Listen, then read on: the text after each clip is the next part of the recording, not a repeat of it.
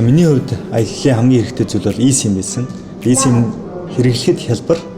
Тэгээд утсан дээрээ суулгаад дэлхийн хаанаас ч ашиглах боломжтойгоор давуу талтай байсан. Хөдөө, хот гээд янз бүрийн газраар явсан болохоор байнгын интернеттэй байх шаардлага гарсан.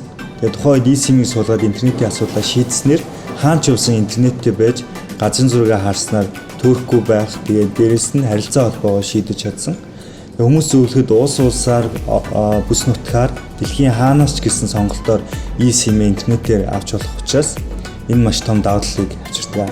За миний аяллаа хоцод ашигласан eSIM-ийг та бүхэн iTrip аппликейшнээс авах боломжтой. Тэгээд дэлхийн хаанч аялсан eSIM-ээр интернетийн асуудлаа шийдээд гайхалтай дурсамжуудаа бусдад хуваалцах боломжтой.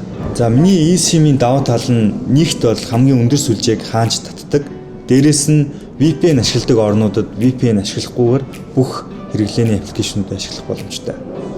За eSIM-ийг ашиглахын тулд хамгийн ихэнд интернеттэй байх үедээ аялж байгаа улсынхаа eSIM-ийг татаад утсан дээрээ суулгана.